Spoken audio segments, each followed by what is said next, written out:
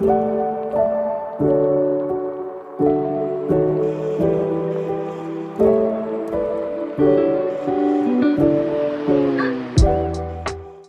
saat ini, saya akan menjelaskan pembahasan yang pertama. Untuk bisa menentukan bilangan terbesar dari 3 bilangan acak, maka yang pertama-tama kita harus memberitahu ke komputer dulu kalau kita membutuhkan 3 nilai yang harus disimpan.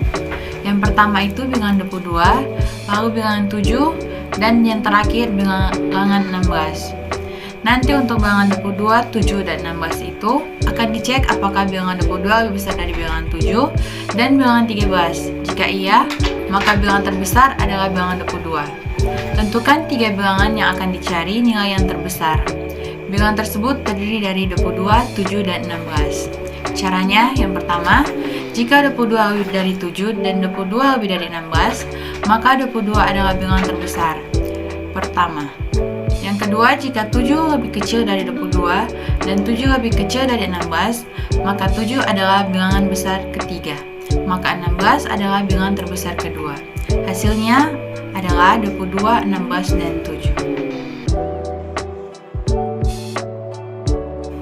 Selanjutnya, flowchart mengenai algoritma yang tadi.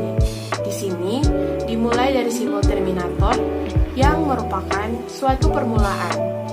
Kemudian lanjut dengan simbol preparation yang artinya mempersiapkan bilangan-bilangan yang sudah ditentukan.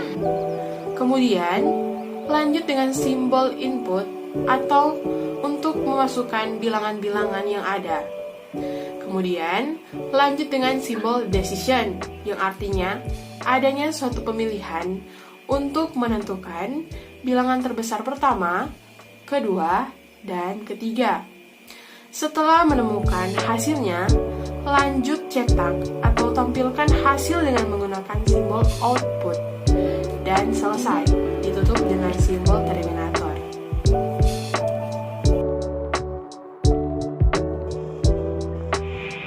Selanjutnya, saya akan menjelaskan tentang algoritma menghitung nilai berdasarkan kondisi. Dalam pembuatan algoritma, pada langkah pertama, kita harus siapkan nilai, kemudian input nilai. Jika nilai lebih dari sama dengan 80 dan kurang dari sama dengan 100, maka nilainya A.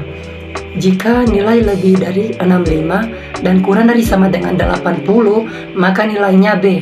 Jika nilai lebih dari sama dengan 55 dan kurang dari sama dengan 65, maka nilainya C. Jika nilai lebih dari sama dengan 39 dan kurang dari sama dengan 55, maka nilainya D. Jika nilai lebih besar sama dengan 39, maka nilainya E. Itulah penjelasan dari algoritma menghitung nilai berdasarkan kondisi.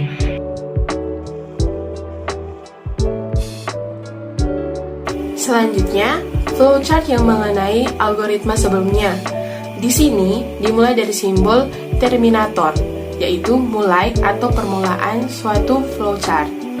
Kemudian dilanjutkan dengan simbol preparation untuk mempersiapkan nilai yang sudah disediakan.